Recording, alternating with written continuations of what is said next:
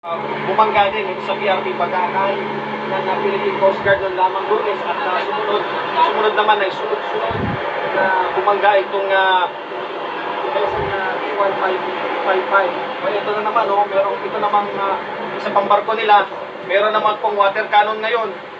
Talagang ayaw po nila tayong tigilan. Grabe. Ito po ang militia vessel. Halos dumikit na po ngayon sa amin.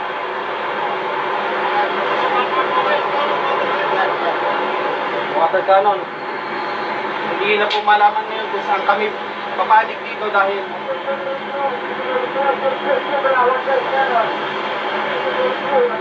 may nag-water cannon po. Yan po, nag-water cannon yung China Coast Guard na yan. Habang dito naman sa likod,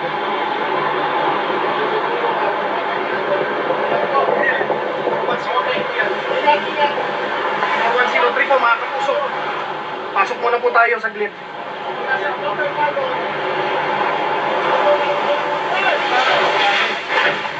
Uy! Hindi maano to. Pasok ka. Ay, grabe. So, pasok ka. Grabe po ang nangyayari. Siri here. Let me know if I can help. Kaya mo ka. Andiyan, hindi may pasok. Kaya mo lang. Bunjo mo lang sa bitin. Sa bitana. Sa bitana ka. Ayan po mga kapuso. Parang bumabagyo po dito sa loob na kinaroroonan namin sa taas po. Ha? Ito yung pangalaman namin. Wala ka dyan? Safe naman tayo, Nestor. Binubomba po tayo ng water cannon 4103. Ayan. Wala pa rin pong tigil yung ginagawa nila.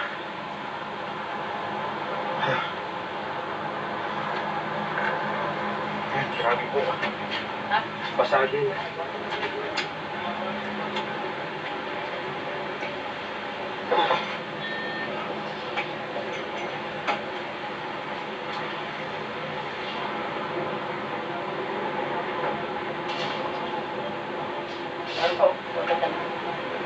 Yan po sa mga kakatunin lang po. Ilang beses po tayong binangga ng China Coast Guard 21551 at 21555. Ngayon naman po, winawater cannon nila tayo sa China Coast Guard. Habang patuloy na pinaiikutan nila tayo at masyabanta ng ibang barko nila. Tayo po ay panggain. Sige lang.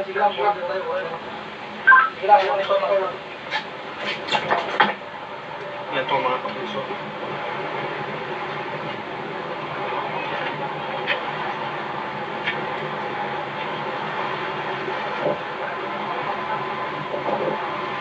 Lakas. Nalbugan ng kanilang tubig. Grabe! Binagsak pa tayo! Nagharap pa rin naman tayo. Sir, pasok! Kayo nabasa!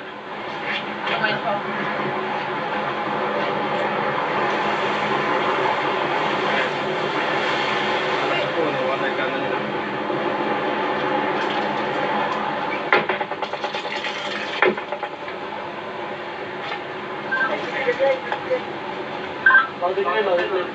Balik.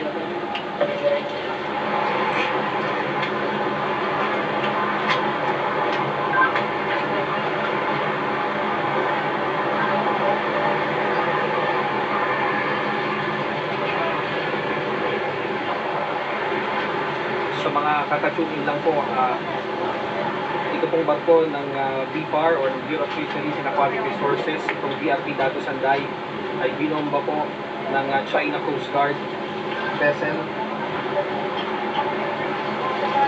Ang water cannon ngayon, kanina po ilang beses tayong binangga ng dalawang barko nila. Malapit na po sana tayo sa Sabina Shoal o sa Escoda Shoal, pero na ginagawa nilang pambubomba sa atin.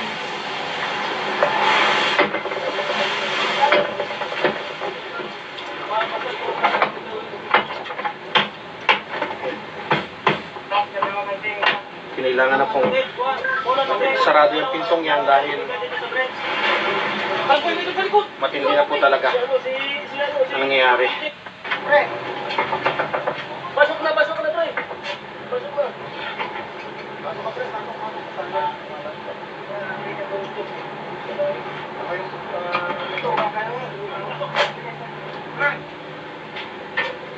Yan po mga kapuso.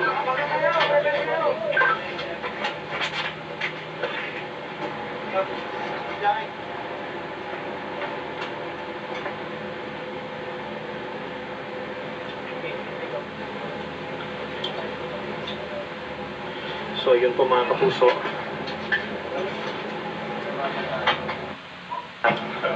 Mula po dito sa loob, silipin po natin yung labas. Ayan po.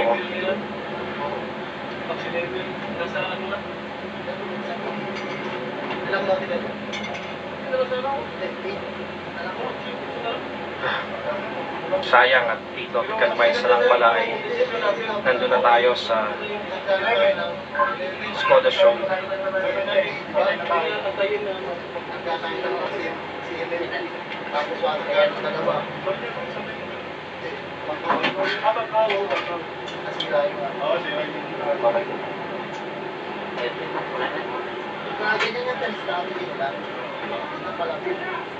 Ano sir, 135 lang? Ano nyo na yung 10, no? Hindi ka 10. Pero mas maganda yung desisyon natin na huwag natin antayin na mga pag-usas na talaga yun. Oo, mahirap po.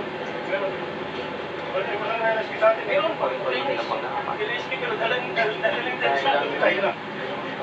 Hindi na kayo tayo tayo na. Isa sa 21551. Aray ng pangat tatlo.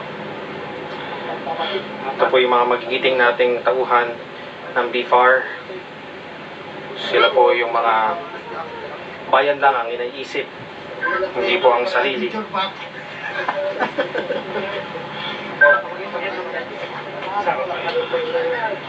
Number 2 top, nasa starboard quarter. Number 2, starboard quarter.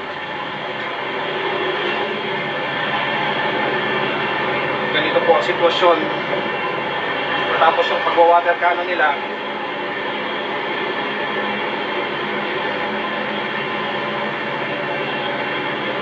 matras muna po tayo para sa kaligtasan na rin ng lahat.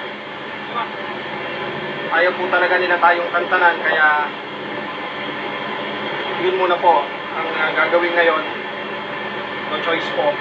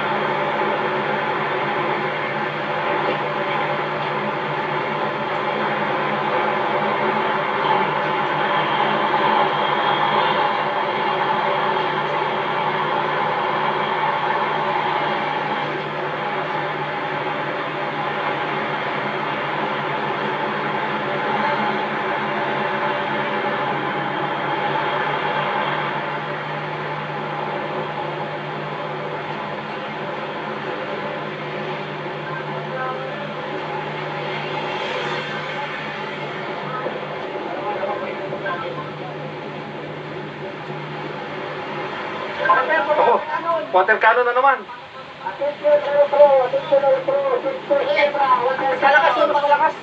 Hindi pa pala tapos. Ang mga kapuso, akala natin tapos na. Lakas pa naman yan. Hindi pa pala. Ayun pa sir, pagsisiraan yung mga gamit natin, oh. Ang lakas.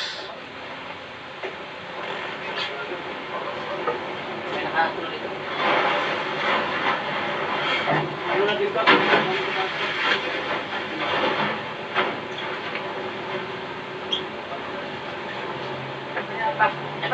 Approaching to 1555.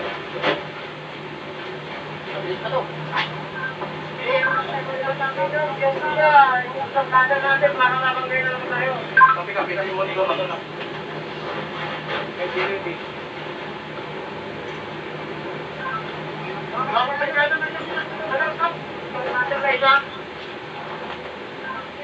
Anong ship? 4102. Yan po ang China Coast Guard 4102 na nagbuga rin po ng tubig dito sa kinaroroonan natin ng PRP Datu Sanday. Nakatalikod na po ang ating barko pero ganyan po ang ugali nila. Ay hinahabol nila at Wala. Basa ka. binabasa pa rin ng water cannon. Pero kahit ba? May minutes. Wasak ang microphone, so. Nawasak ang microphone. Punta ka muna sa butaka. Sa butaka na. Ayusin mo na yan. May water cannon din sa kabila, sir. Sa starboard. Mga bilang? Oo. Yung ano nila. Starboard one, sir.